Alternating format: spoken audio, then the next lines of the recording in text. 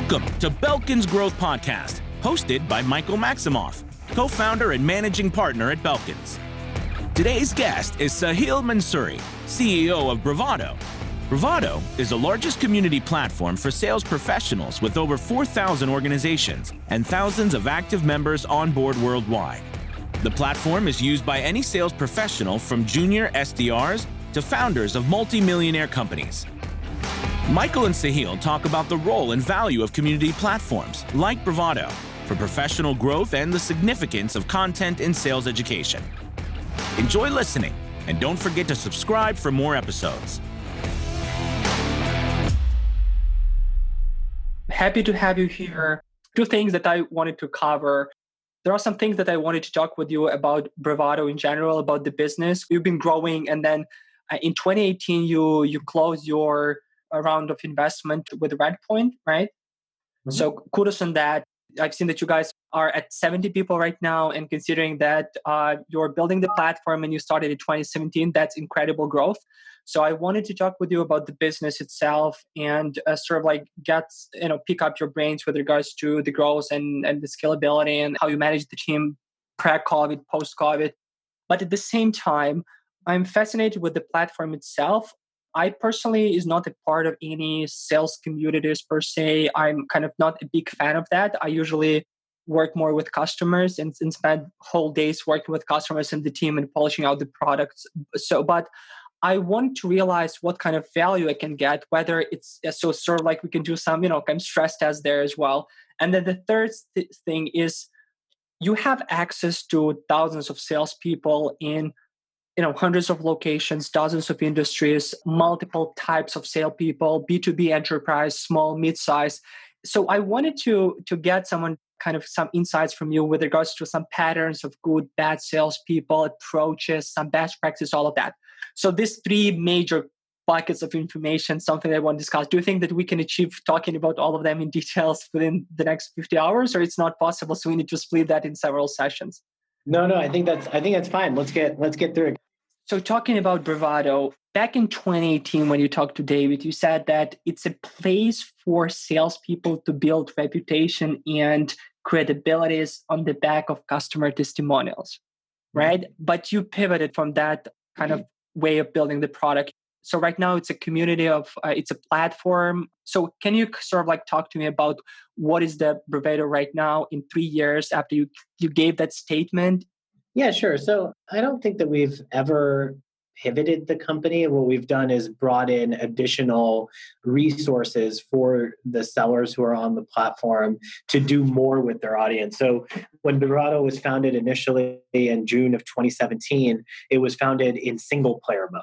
And so single player mode, it was the utility for an individual salesperson to go collect testimonials from their clients and build their reputation. To this day, the vast majority of Bravado's users come for that very purpose. What's changed is that after we got to a network size, initially we had 100 people doing it, then we had 500, 1,000, 5,000, 10,000. Today there's more than 70,000 sellers in the Bravado network. And so now what we've done is enabled those single player mode, those individual, think of them as nodes in the network, to become connected.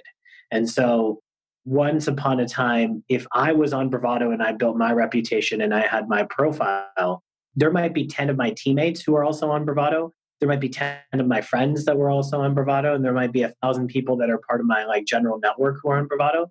But I wasn't connecting with them in any way. It was just I was building for myself. And now what's changed is you have a network of sellers who are supporting one another, learning from one another, and effectively building their social network alongside with their reputation. So I think it's a little bit of both to this day. Where should I be as a salesperson to benefit from the platform the most? What I'm trying to understand here is what kind of function the platform would serve for me at every stage of my sort of career growth. Yeah, that's a good way of looking at it, actually. So when you first start out in sales, you don't know shit. And there aren't really great ways for you to even get into sales. And so we offer a couple of tools for early sellers in the beginning parts of their career. We have sellers who come onto Bravado who are there to be mentored. So we run a mentorship program for college students and early career sales professionals, connect with experts who've been doing it for a long time and are willing to give back to the profession. And we try to get as many women, as many minorities, and as many LGBTQ candidates into the profession, because sales tends to be one of the least diverse professions in the world. And then as you progress in your career and you become a quota-carrying AE, then you have your Bravado portfolio, which is our core value prop and the way for you as a seller to build your reputation, store your contacts, and have a permanent store of record of all the work that you've done as a seller. And then the last piece is around your kind of, progress through to the next level of your career. And now at this point, people are asking you questions and they're trying to get advice from you. And at this point, Bravado becomes a place where you can teach others. And you can do that through our community forum where you can help sellers who have questions, or you can do it via our mentorship platform where you can take on one of these aspiring sellers and come back. So I guess Bravado kind of helps sellers throughout the course of their journey, whether they're just starting out or they're kind of looking to give back after 30, 40 years of a successful sales career. That's awesome. What do I pay? Is it like monthly subscription? Yeah, that's a good question. So currently, Bravado doesn't charge for any of its services. And the reason for that has been, I believed for a long time that it was important first for us to understand what pain we were solving for our users really deeply and be able to create a tremendous amount of value for them. Look, salespeople are willing to pay for anything that helps them. Like that's usually the way sales works. Sales is one of those things where people have a high likelihood to pay for something that's valuable and a really, really low likelihood of paying for something that's shit. Because salespeople understand value when they see it.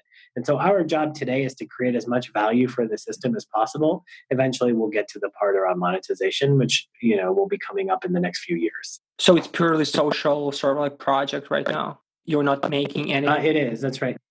Basically, I can sign up with the platform. I can get value from that platform, and I basically don't pay anything from there, right? Correct. Okay. So the business model is sort of like your like direct to consumer here. So you're targeting individual salespeople, or you approach this individual from the standpoint of the organization. So you approach the whole teams together and draw them on the platform. It's strictly to the consumer. It's a B2C business, so anyone, including yourself, can come in and sign up. We don't have a B2B effort. So that's why you don't have like a sales team of hunters, farmers, and so on and so forth. So you're marketing driven. So what is that? I mean, you have 70 people these days, right? Are you under 70, or how many folks you have working for you? You're asking about how many employees? Yeah. Yeah, we don't have 70 employees. We have just north of 30. So what are those folks? Are they all like engineers, marketing people, content? Yeah, the vast majority is product design engineering, and then a small handful of folks on marketing. But the vast majority of Bravado's growth comes from product led. So the vast majority of our team is technical. Super cool. And what kind of challenge did you use to support the growth? What was like being in SaaS myself, and sort of like, again, you are not in purely SaaS, but I'm just saying that sort of like in building the platform as well. And the cost per subscription for us is, let's say, $29, $49. So I cannot use sort of like more traditional B2B approaches because it's too expensive for me. So I'm looking for some kind of budget-friendly way out. So what kind of channel you've been heavily relying on from the day one? I think you're going to be talking about the referrals and the word of mouth and it's called sort of like a client relationship building, or it wasn't your sort of like main stream for increasing the. Are there any like some kind of pay to grow channels or something that's sort of like a growth hacking? We do almost no paid, never really have in the history of the company. The vast majority of our growth, as you mentioned, comes from salespeople who have joined the network referring their teammates or their friends. And we have some really strong viral loops that we build in order to facilitate just that kind of connection or reaction. On top of that, we do have a really big presence on LinkedIn, which is a place where there's a lot of salespeople. And so I post a lot on LinkedIn. So too do many of our members. And so we have some flows around that. And then there's another big pocket of growth for us, which is around content. Mm-hmm. So we create a bunch of really original content series. I don't know if you saw, but we just released a new series called Unsubscribe, which it features a gentleman by the name of Corporate Bro. I think many people in sales know who he is. And so we have a pretty avid base of folks that we use in order to get the message out there. Bravado is lucky that the last time that we did NPS scoring across our network, our NPS score was 86. And so there's a tremendous amount of customer love and member love from our community. And we leverage that in order to grow. Because we run a service that doesn't generate revenue, we can't really use paid marketing either in order to grow. And so a lot of it is getting scrappy and finding ways to grow that don't involve money. That's awesome.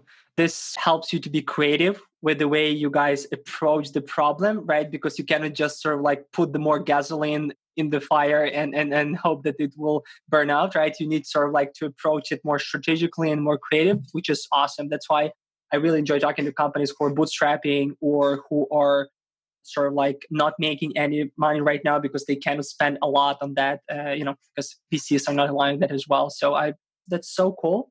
So talking about content, I mean, I think that within the last 5 years, every company, including ourselves and like hundreds of companies, create content. I mean, like content is everywhere, right? And what I've seen is that sort of like there was a trend of creating that serious content, more like educational type, while you put the best practices, methodologies, like very boring content, right? And within the recent few years, there was like, as you mentioned, like the corporate guy, right? So it's more like a fun to watch entertainment content where you educate yourself, but at the same time, you're not bored reading and sleeping with that content. So I was sort of wanting to pick your brains with regards to talking about different type of contents, right? Like articles, guides, books, posts, webinars, podcasts, right? All of those, right?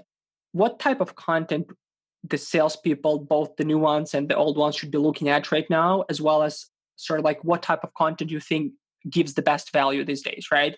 Because, for example, I'm a huge believer in books still, right? But the books with the exact methodology where you read, you take note, you kind of go from point A to point Z in your sales career by just following the best practices, but at the same time, just sort of like digesting those practices, but not sort of like following them step by step, right? But just sort of like educating yourself. But at the same time, you mentioned that you create a lot of original content. I've been following a lot of folks with a lot of content, but it gets too much. So what is the way that I can filter out that content and I can navigate myself within that content? Maybe do you have any tips that sort of like I can better understand what content should I consume and what content I should sort of like be shielded from, if you know what I mean? That was a pretty long question. Let me see if I got that. I guess the question you're asking me is, what sort of content should a salesperson consume in their career? And how to navigate through that content, yeah. What do you mean by navigate? I don't understand. Like navigate through the content, I mean that you don't have simply time to consume every content that there's out there, right? And sometimes it's difficult to sort of like understand whether the content is quality or not. Or are there any signals or patterns that you've seen with regards to getting a good content, whether bad content, as well as what guidelines should company follow to create good original content or content that people will benefit from the education standpoint, as well as not being bored? I think that the framing of that question makes it really difficult to answer. So I think I'm going to answer a slightly different question that maybe gets you to the same place, which is, what is the best content available on the internet these days? And how do you know who to follow and what sort of content to see? Most people who create content do it selfishly, and they're doing it for a purpose. That's certainly true with corporate marketing, and it tends to be true even in personal branding and personal content that I see. I very rarely see people creating content just out of the goodness of their heart. I think everyone likes to say, oh, I create content for the sake of serving my community or helping others. And that's just like a bunch of bullshit. Everyone's doing it to build a brand or set up a consulting shop or to sell more widgets of their software or get more memberships or whatnot. I don't really believe in this like altruism of content type of thing.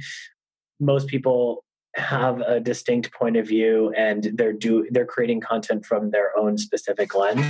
And so I think it's, if you're going to rely on third-party content in order to guide your life or to help you make decisions, then the best way to do that is to remember that every single person has a point of view that they're trying to spin.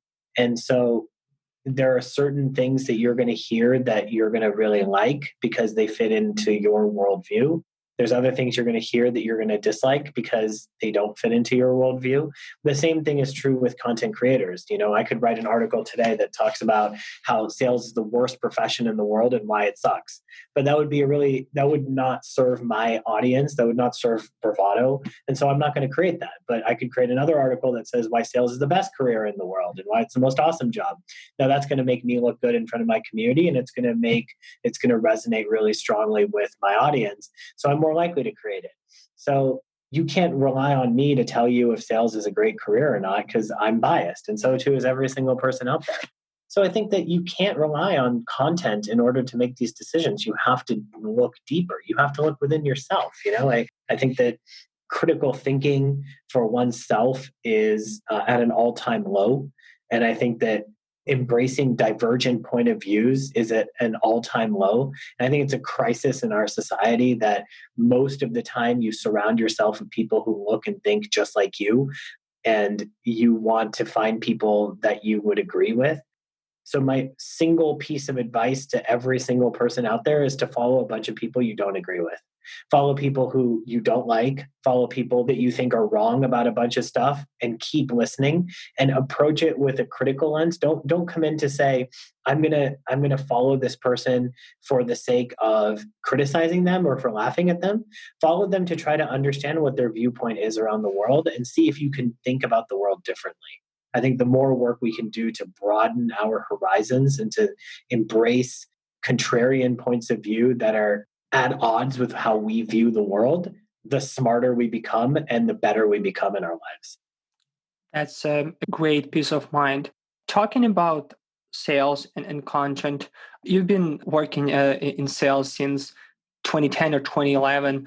So it's been like more than 10 years, right? 2008 was my first sales role. So I guess I've been doing, although I guess I did field ops for the Obama campaign since 2006. And that was a pretty big, it wasn't sales in the way I was selling widgets. I was selling votes and a candidate. But yeah, I've been effectively in a sales role for almost 15 years. 15 years in sales. So thinking back when you started and thinking about your sales career, what kind of content helped you out growing you as a professional? I mean, are you a book guy? Do you read a lot of sales book methodologists? Are you follow a bunch of different folks that train you? Can you drop some names, some sort of things that you would say, you know what, Mike, I would recommend you and your listeners to look at this or that, or sort of like that would help me personally? Yeah, so I've never read or followed many or any of the sales methodology books because I think that they give you scripts and they give you frameworks that aren't tied to how humanity. Okay, let's start. Let me answer this question differently. Sales is psychology. Let's start there. Great salespeople understand that a sales process is nothing more than a mental chess game with their opponent, their customer, and that being able to win in sales is nothing more than your ability to choreograph and orchestrate a relationship with somebody. And so in the same way as when you're trying to orchestrate or choreograph a relationship with someone in your personal life, where a lot of what you're trying to do is understand what does this person value? What do they care about? What do they like? What do they not like? What are their interests, their passions, their hobbies? You're learning the same things with someone in sales. And so I've drawn a lot more inspiration from psychology than I have from a specific sales methodology. I would say that there's many great authors that you can follow and many great pieces of content that you can find. Maybe one of the best ones that I've ever read is a book called Stumbling Upon Happiness. It's a book that talks about a really interesting principle, which is that the principle is, it starts with like a really heady question, which is, what does it mean to be a human being? Which I think is a really fun question. Some people say, oh, the fact that we have opposable thumbs is what makes us a human being. Or some people say, oh, it's because we believe in religion that makes us a human being, or we have like a supernatural thought or whatever. And this author argues that what makes us human is the fact that we try to make tomorrow better than today. Like we have this concept of future planning, which is to say, I sit down right now and I see a steak or I see a salad. And I can eat one of these two things. And logically, you want to eat the steak because it's tastier and it's better. But you're going to eat the salad because you're going to say, well, tomorrow I have to go to the beach And tomorrow I want to look really good in my swimsuit. So I'm going to eat the salad. So tomorrow I am happier than I am today. And animals don't do this. If you put a steak and a salad in front of a dog or in front of a monkey or in front of a dolphin, every time they're going to go for whatever tastes good to them. They're not going to think, well, which of these is healthier for me tomorrow when I have to go and do something. Like animals don't think this way. They just operate purely on instinct, not on this like forward thinking. I think it's a pretty cool argument. And so that's the premise. But if you look back at the decisions that you've made, most of the time you regret them. So most of the time you look back and you're like, I was so stupid back then. Why did I do this? I should have done that. I shouldn't have gone out drinking last night. I should have stayed home and read and done exercise. So this morning I feel healthy. But instead you wake up in the morning, you're hungover. And what do you say? You're like, I'm never going to drink again. This headache is so bad, I'm never going to drink again. But next weekend, you're drunk again.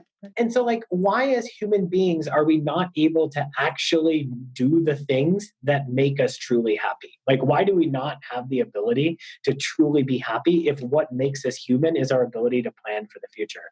And it goes into an intense explanation as to how human beings think about happiness, how we do planning, the mistakes that we made, how we think about emotion versus logic. And the end goal of that book gives you an incredible perspective into how human beings make decisions. And if you can understand how a human being makes a decision, wow, you're a long way there to being a great salesperson. Because ultimately what you're doing with your buyers is you're helping for them to make a decision. And if you understand what are the factors that go into a human being making a decision, one versus the other, why we think we want salad, but we always end up eating steak, why we think a salad is better than a steak, and all these other things that make us human, then I think you get a lot further along to being a great salesperson. So I would advise you to read up on human psychology. I would advise you to read up on the way that the brain works. And I think that that's where you really get some value, much more value than Challenger sale or whatever, which are just teaching you tactics without actually teaching you why they work.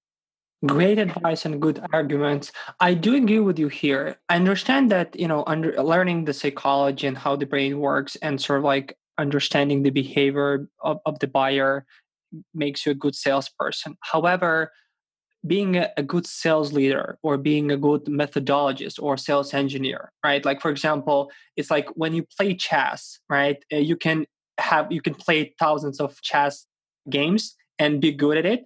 Or at the same time, the person that plays less chess games but read through, let's say, 10 chess books with the strategy and the way that others are sort of navigating the board can help them to be more progressive. So what I mean is that...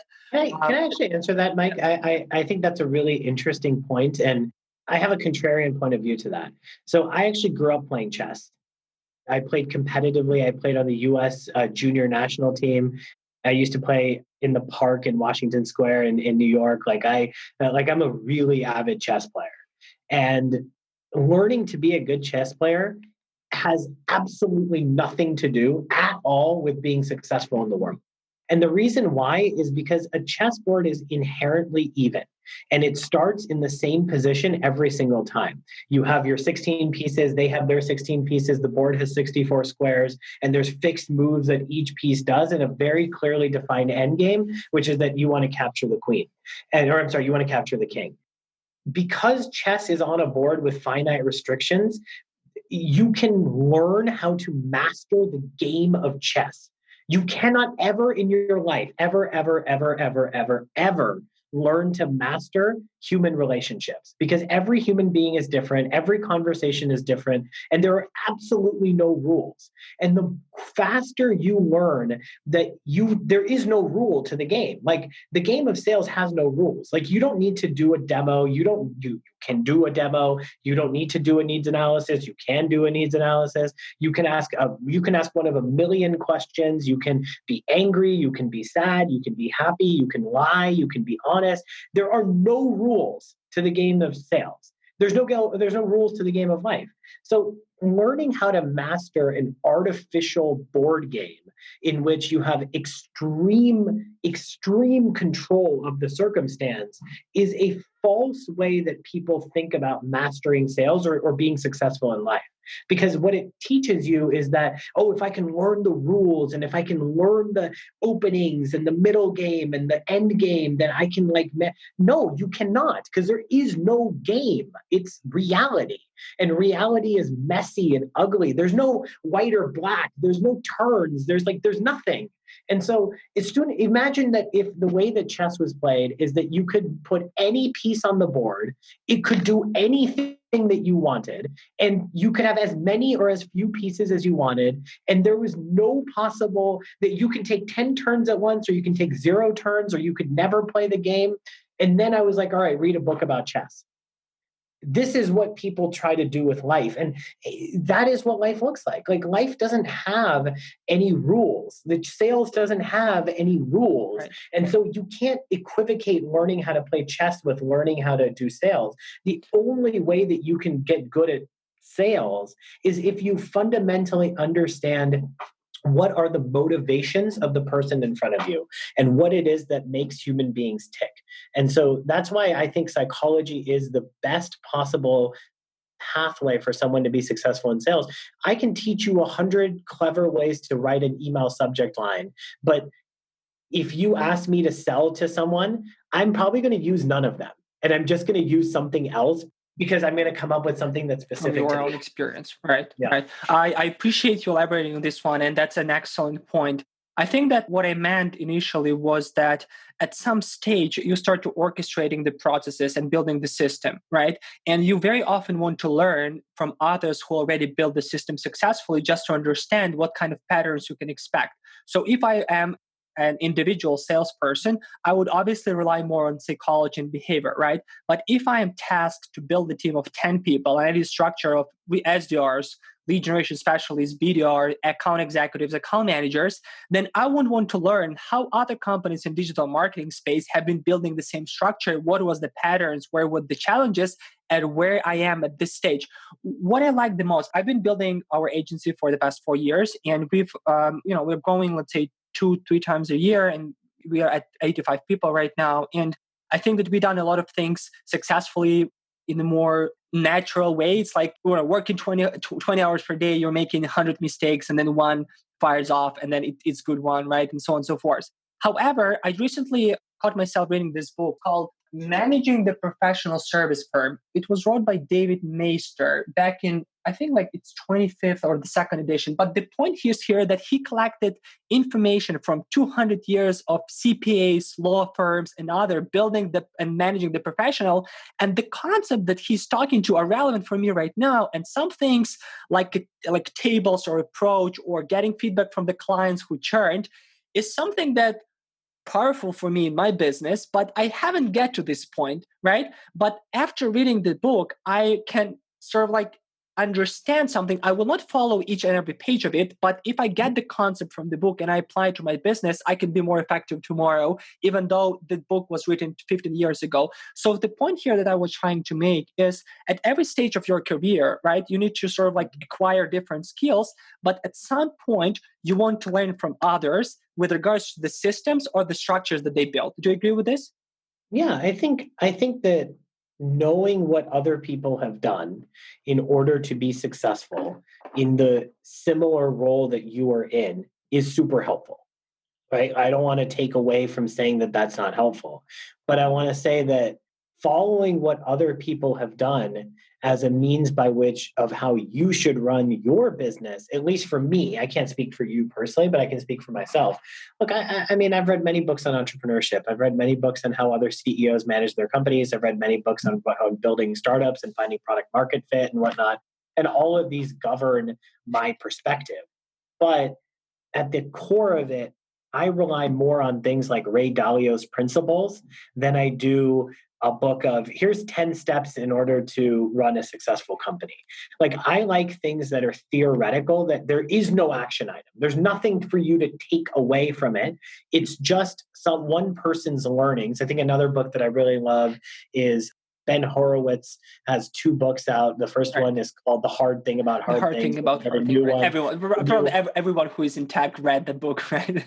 Right. And you know why? It's because he doesn't give any advice. He just shares, this is what I did. This is my journey. Here's all the things that I screwed up. And here's all the ways that I recovered from that. And so all it is it's a personal account of what he has gone through. And you are left to infer how you want to take this. I think, his second book, which just came out this last year, which is called What You Do Is Who You Are. Again, very similar, where he draws from the Bushido code and ninjas, and he draws from, prison gangs and all these other places in order to show you what other people do in order to build their tribe and be successful. And then again, he kind of leaves it up to you to say, you can take from this something or nothing, or all of it. It's up to you. But these are their stories. I think I always enjoy learning about what other people went through. And I like autobiographies and biographies and documentaries. I think that those are super helpful. But again, everything is personal and everything is unique. Look, when you're building a company, your N is 1. So the advice of what's worked generally never, ever applies. You can always say, well, Airbnb was successful because when they were running low on money, they built cereal and they came up with this Obama O's and McCain crunches or whatever it was, Cap'n McCain's, and they used that in order to fund their business. So if my company's running out of money, should I go and make cereal? Obviously you know what I mean? Right? Like that, obviously not. But the lesson here is that you need to think outside the box and you need to use your skill. So their skill where they were designers, right? They both graduated from RISD and they were both really talented designers. They wanted to do something around the convention and around politics because this was their whole brand and that's what they were focused on. And so they decided to do something in politics that was design forward, that would let them create money. That is a super valuable lesson, which is to say, play to your strengths, know your audience, And so for me at Bravado, so now let me give you an example. So for me at Bravado, my strength is sales, right? My background is in sales. And so if you're building a B2C network, you have to focus on things like marketing and brand building and PR and stuff, because you obviously can't do sales in order to grow 70,000. I mean, that's a lot of phone calls to make to get to 70,000 users. But I know how to do sales. And so what I do is I put out content about how to do sales well, because this is something that I know how to do. And so I share about stories of where I've done sales well, mistakes I've made, things I've screwed up, things I've done well, et cetera. And in doing so, I've drummed up a following of about 20,000 LinkedIn followers, the vast majority of which are in B2B sales. And many of those followers eventually convert to becoming Bravado users because they see my content and they're like, oh, Sahil seems to know his shit about sales. Who is this guy? And then they click in and they're like, oh, what's this Bravado thing? And then they show up on the website. And then they email me and say, hey, Sahil, I've been following your content for the last year. I finally just got around to seeing what Bravado was. And oh, this is really cool. I'm actually super excited about what you're building. And so, yeah, content and playing to your strengths can work. And I think there's a similar lesson there, which is to say, if you have an area of expertise or an unfair advantage, use it. That's an excellent point. So talking about this key concept that you read from the book, so I write a book, for example, like Ben Horowitz, from my own experience, and I talk about the real thing that happened with me, but from more theoretical, fundamental perspective. So at the end of the day, there is a key thing or key idea that I want to deliver to the people that are reading this, right?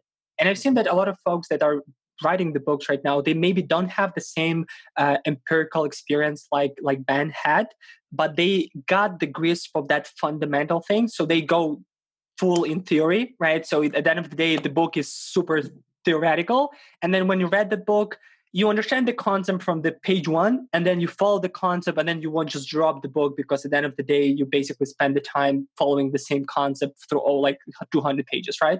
But what I wanted to ask you is, there are some books that basically help me, for example, to set up some of the things that we do here at Balkans. For example, have you read or do you know guys from Predictable Revenue?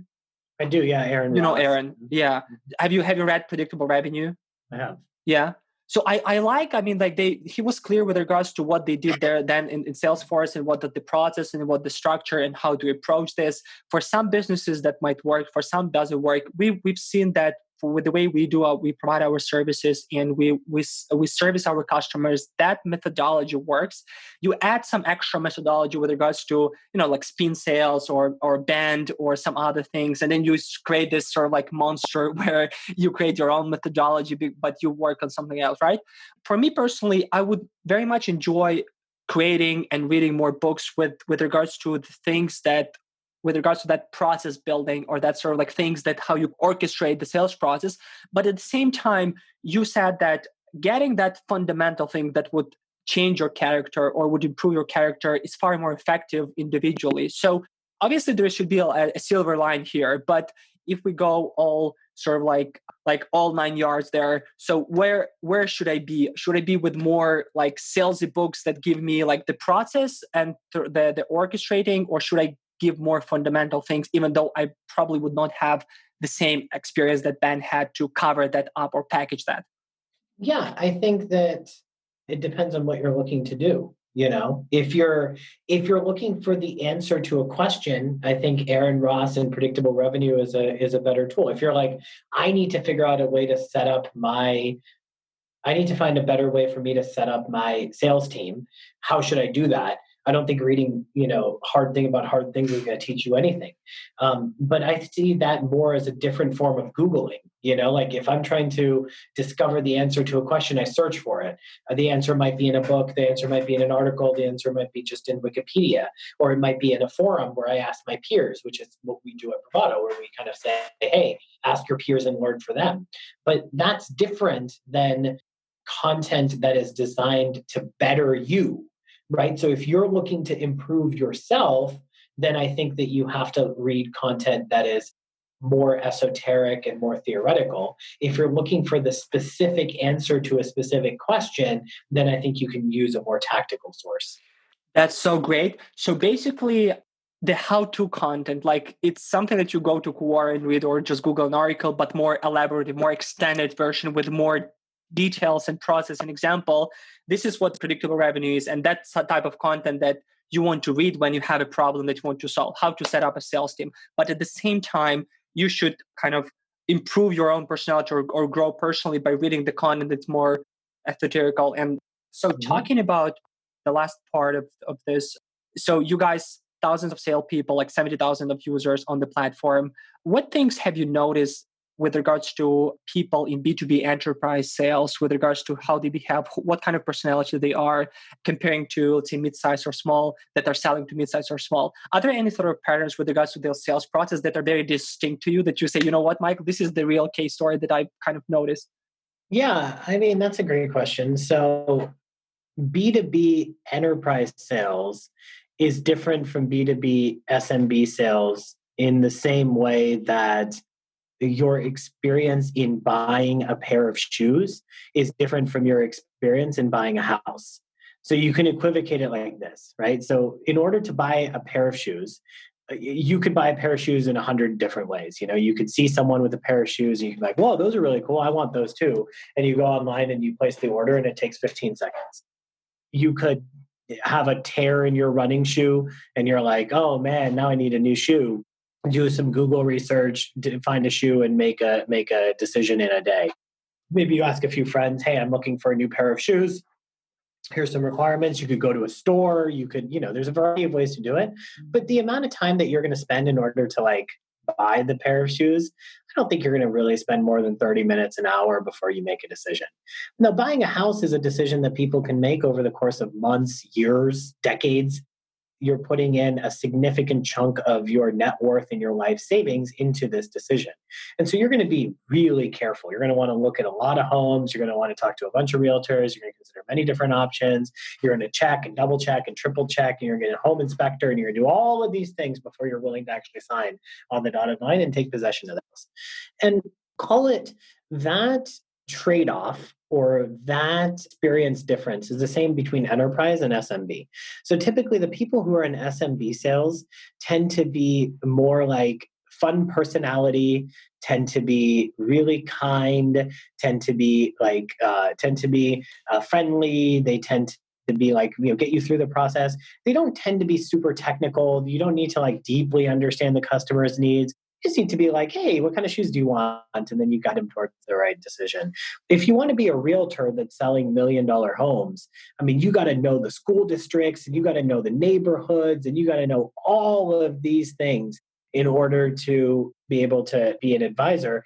Real estate is a market in which you need to build an incredible amount of trust with the person that you're working with, because they're trusting you with, millions of dollars and a big portion of someone's life.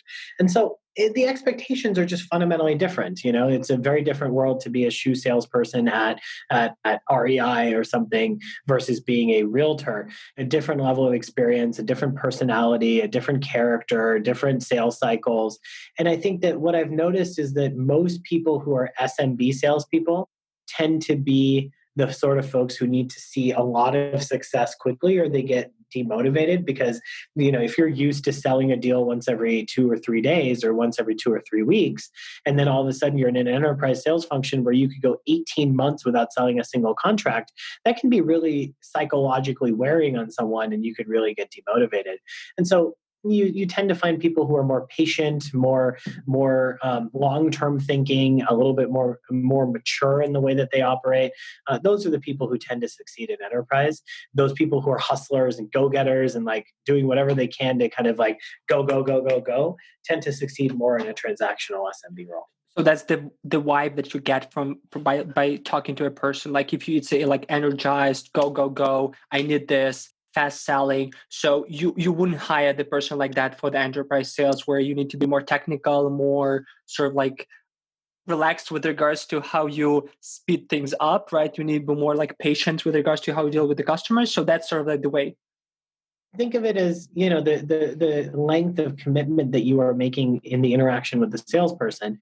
Most of the time with SMB sales, you might talk to the salesperson 1, 2, 3, maybe 5 times at most, and then you're going to make the purchase. And so the person can be highly energetic and can kind of get you through a process with, personality and willpower and charm. If you're looking for an enterprise sale, you need someone who's going to be really reliable and stable, because you're going to spend months and hundreds of hours, and this person's going to meet 20 people at your organization. And so the charade doesn't get you that far, because ultimately they're going to see through the bullshit and they're going to be like, all right, this person doesn't know what the heck they're talking about. Yeah. And so I think it's just a different mentality and a different sort of person that fits into each role. I have very rarely seen the same person be really great at enterprise sales and be great at SMB sales. Most people who are great enterprise salespeople tend to find SMB too rushed. They're like, I don't like to be pushy with my customers. Like, I like to take my time. Versus many people who are great SMB salespeople tend to find enterprise to be kind of boring and tend to find it to be too slow, and they want that instant gratification. Generalizing, there are people who go between the two and do really well as well. I don't want to say this is like a universal rule. Right. Generally speaking, the personality of a successful enterprise seller is different than the personality of a successful SMB seller. Are these two types of personalities using Bravado differently? Have you seen some patterns with regards to how enterprise salespeople or more mature salespeople consume the content, use the platform, engage with others, as well as like SMB and what they have expectations with regards to the platform? Any insights yes on and that? no. I mean, there are some areas in which there are tremendous similarities. Everybody wants to do better. Everyone's trying to serve their customer. Everyone is trying to improve their craft. And so there are definitely universal themes that span across these categories and groups. But no, I mean, certainly, SMB sellers tend to view Bravado as a means to an end, while enterprise people tend to see it as a way to build long-term relationships with their industry and with, many folks that they would want to be connected with for a long time. I think it's more about playing the short game versus the long game. Most people who are in enterprise, again, I'm generalizing, but most people who are in enterprise sales tend to think 3, 5, 10 years down the road, while most SMB folks tend to think 3, 5, 10 days in front of them. And so, you'll have some people who come to Bravado and they'll start spamming people to try and get them to like take meetings and whatever. No enterprise seller does that. Only SMB people would do that. Meanwhile, you have people who come on who say, I'm willing to give my time for free. If you're someone who's new to sales and you want to learn, I'm willing to donate my time to you in order for you to get better and to learn. That tends to be more the enterprise seller person, because they realize the value of that long-term building brand and building those long-term connections. There are some patterns that you see, right? And do you guys cater the content to enterprise and SMBs differently? Are there anything that you're like seeing that, okay, this is the type of content we think could work more on that type of salespeople, and this one can be more catered to that group? You mean from a content standpoint? From the content standpoint, right? Or from the things that you do with regards to the content on the platform or yourself personally? Really create content. Yeah, I don't create content for SMB versus enterprise. I tend to think of it more as creating content for humans. Are there any specific topics, let me kind of specify here, like specific topics that you think would work better for that or this type? For example, SMBs would work more on the personal growth of the salesperson or tricks and hacks, and the enterprise are looking for more systematic approach for something like that? I think that we are talking about, from a topic standpoint, for enterprise, I would certainly say that the two biggest types of content that tend to play out is how to build trust with your clients. Things like that tend to be really valuable. And then things around networking and breaking into accounts strategically tends to be really powerful, because a lot of their world is like networking their way into really tough enterprises. And maybe multi-threading tends to be a really big one, because they need to learn how to do that. Versus with SMB, it's a lot more how to do a one-call close, how to improve your email subject lines, and things that are a little bit more tactical. I think that's probably something I've seen, yeah. We hope you have enjoyed this episode of Belkin's Growth Podcast and found it useful. Be sure to subscribe and catch upcoming episodes on iTunes and Stitcher.